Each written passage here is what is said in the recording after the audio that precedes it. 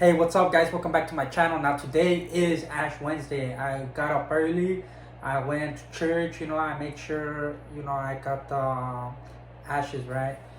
Put on my forehead.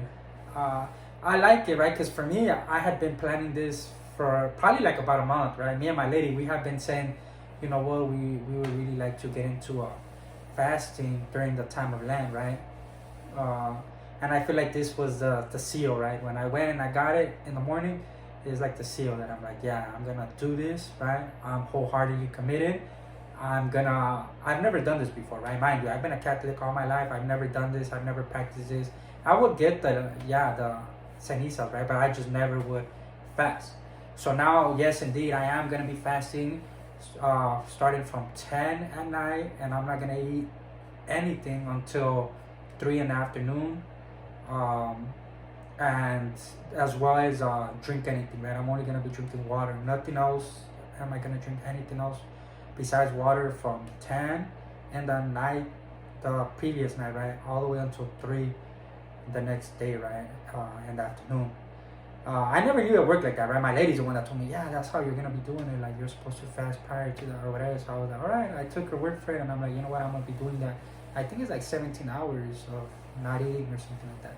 So for 40 days, starting from today all the way until Easter, right? I'm gonna be practicing fast, and I'm gonna try to just use this time to just cling to God, right? Because sometimes the body is cardinal, right? So we want like the things of the body. So something about denying yourself, right? What the flesh wants, whether I'm abstaining from eating or drinking something that I want, right? Whether it's a soda, whether it's juice, or whether I want chips or whatever, right? Something about denying yourself the pleasures of the body, right? And then just like, you know what? I'm trying to get closer to God, so clinging to the Spirit more, right?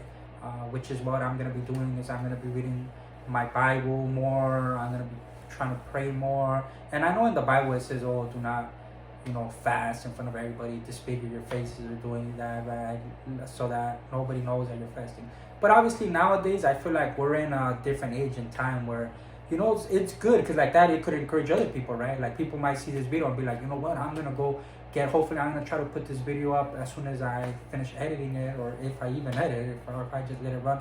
But maybe it could encourage people like, oh, I'm just gonna go, to church, or maybe I could practice something like that, right? Maybe not to that extreme, like how other people practice, like, you know what, I got this bad habit of eating chips. I'm gonna stop eating chips, or I got this bad habit of this, which is good, right?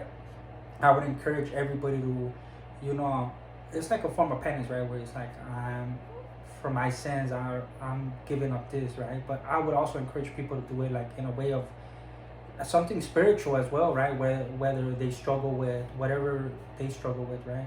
Whether it's with anxiety, depression, or whether it's anger, whatever it's lust, and just choose to give it up for 40 days, right? And hopefully, right, which by the Spirit of God, I'm sure you can, it becomes a habit, and then just no longer have it, right?